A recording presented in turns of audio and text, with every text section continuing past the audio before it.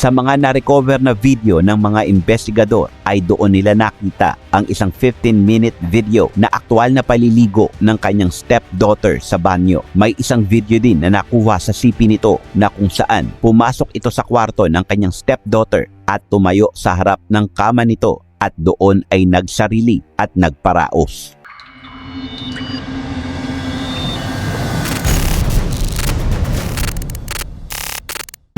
Si Meng Meng Leng o mas kilala sa pangalan nitong Michelle ay isinilang noong ika-29 ng Enero taong 1991 sa probinsya ng Chengdu, Sichuan sa bansang China. Siya ay isang babae na lumaking mabait, maingat at may respetadong relasyon sa kanyang mga magulang. Kaya naman, hamon na may tuturing para sa kanya ang nangyaring pagkawala ng kanyang ama dahil sa isang lindol na naganap noong taong 2008. Siya rin ay may kausayan sa eskwelahan dahil simula nang nag-aral ito, sinasabi na nakakakuha ito ng magagandang marka at naging dahilan ito upang mangarap na lumipat sa bansang Australia. Ang pangarap niyang ito'y buong loob na sinuportahan ng kanyang ina at naniniwala rin ang ina na kung mag-aaral si Meng sa Australia, magkakaroon ito ng magandang kinabukasan.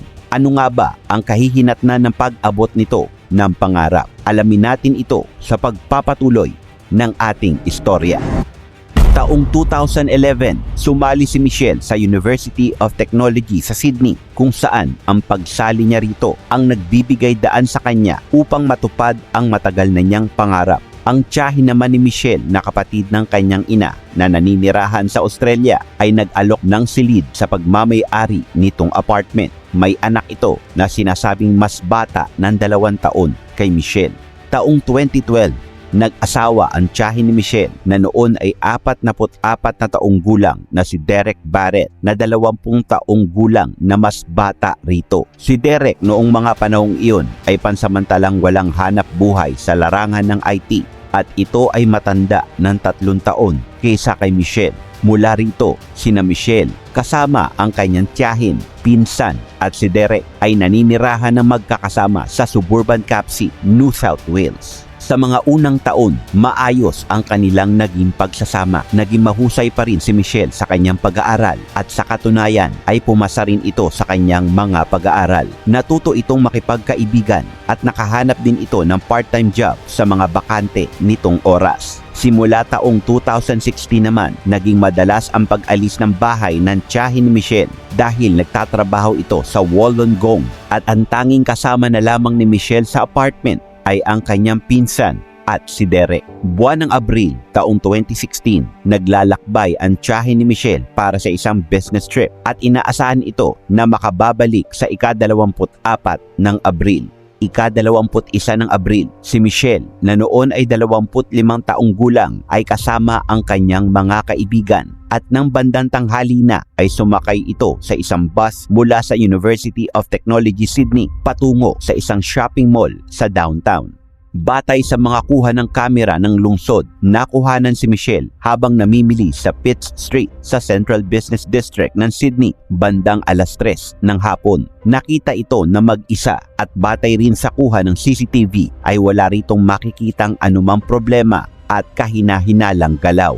Ipinakita rin ang kuha ng pagsakay nito sa tren mula sa St. James Railway Station patungo sa Campsie Railway Station kung saan nakarating siya doon mga bandang 4:30 ng hapon. Sinasabing sa istasyon kung saan ito bumaba ng tren ay ang istasyon din kung saan ito huling nakitang buhay. Ngunit ng araw rin na iyon, gumamit siya ng kanyang cellphone upang makipag-usap sa kanyang mga kaibigan at pamilya. Dumating ang gabi, ngunit ng mga sandaling iyon, wala sa mga kausap na kaibigan o kapamilya ni Michelle na kausap nito ay nakapansin ng anumang kakaiba at pagkabalisa sa boses nito. Ika-24 ng Abril, nagmaneho si Derek patungo sa istasyon ng tren upang sunduin umano ang anak nito at asawa na bumalik na mula sa isang business trip. Nang sandaling iyon ay tinanong ng tiyahin ni Michelle si Derek tungkol sa pamangkin nito. At doon ay sinabi ni Derek na hindi niya ito nakita sa loob ng 2 araw. Nang mga panahong iyon, walang trabaho si Derek dahil off nito sa kanyang pinapasukan. Tanghali na ito kung gumising dahil magdamag umano ang trabaho nito. Kaya naman, sinabi nito na hindi niya nakita si Michelle. Sinabi rin nito na napapadalas na kasama ni Michelle ang mga kaibigan nito at nagtutungo sa mga nightclub.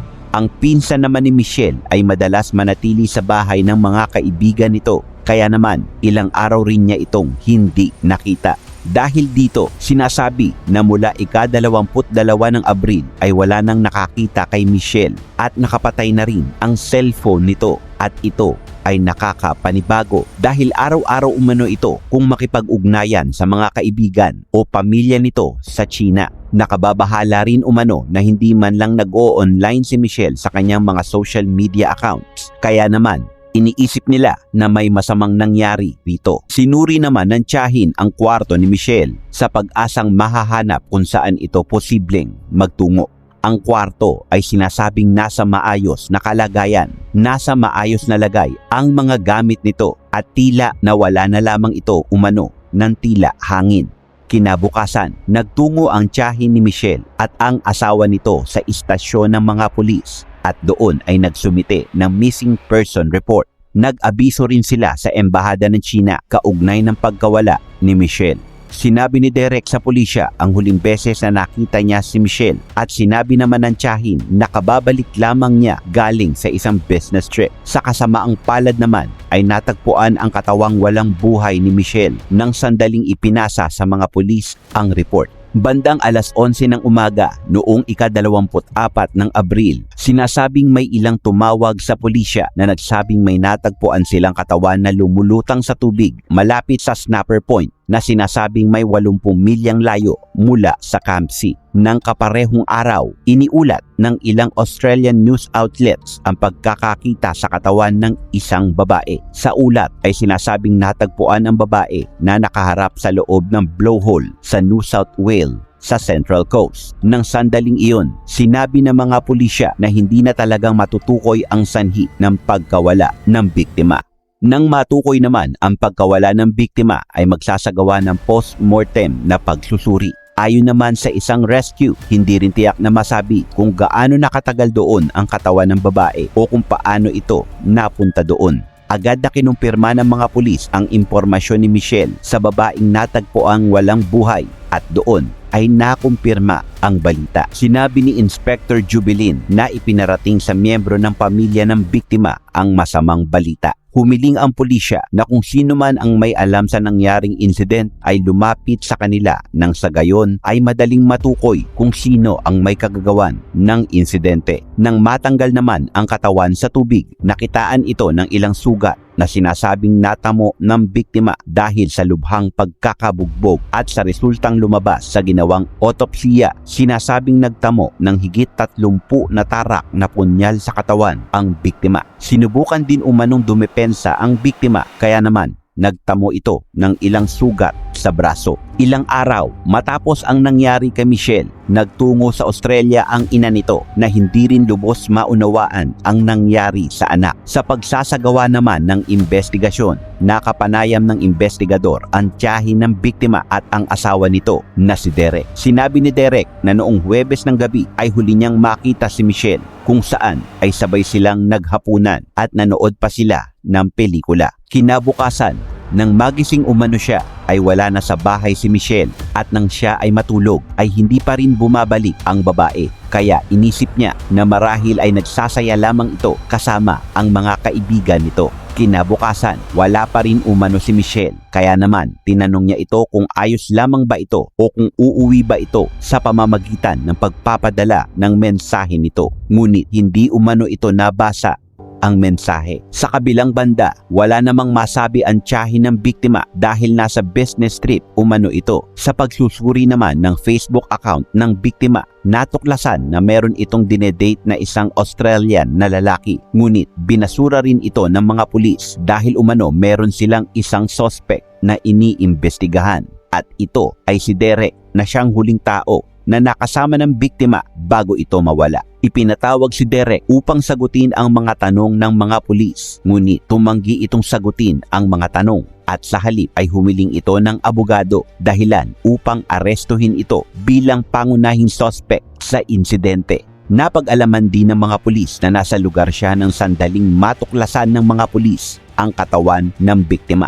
Nakita rin sa kuha ng CCTV ang sasakyan ni Derek. Sinabi rin ni Derek na may problema siya sa memorya, dahilan upang may makalimutan siyang bahagi ng oras. Dahil dito, natagpuan na si Derek ay hindi lamang sangkot sa pagkawala ng buhay ni Michelle. Bagkus, napag-alaman din na pinagnanasahan din ito kahit ang anak ng kanyang asawa dahil sa mga narecover ng mga pulis sa cellphone ng suspect. Sa mga na-recover na video ng mga investigador ay doon nila nakita ang isang 15-minute video na aktual na paliligo ng kanyang stepdaughter sa banyo. May isang video din na nakuha sa CP nito na kung saan pumasok ito sa kwarto ng kanyang stepdaughter at tumayo sa harap ng kama nito at doon ay nagsarili at nagparaos. Isa ring 30-minute video ang nakuha na kung saan video naman ito ng paliligo ni Michelle sa banyo. Mayroon ding isang video na kung saan nagsasarili ang suspect sa harapan ng natutulog na si Michelle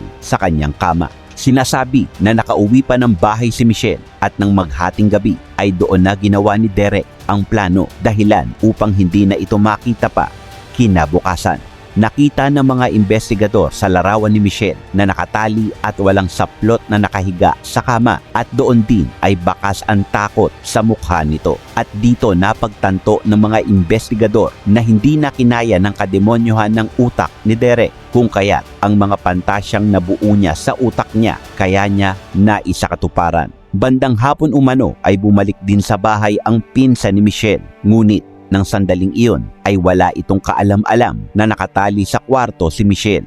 Lumalabas nga sa investigasyon na ginawang parausan ni Derek si Michelle ng isang buong araw at itinago siya ng suspect sa isang kwarto. Ika-23 ng Abril, lumabas umano ng apartment si Derek upang magtapon ng mga basura at ng mga sandaling iyon, sinasabing wala ng buhay ang biktima at nililinis na nito ang bahay. Alas 3:19 ng umaga ng ika-24 ng Abril, nagmaneho sa Snapper Point si Derek at doon ay itinapon nito ang katawan ni Michelle. Kumuha rin umano ito ng mga larawan at ilang oras lamang ay nakatanggap ng ulat ang pulisya tungkol sa natagpuang katawan.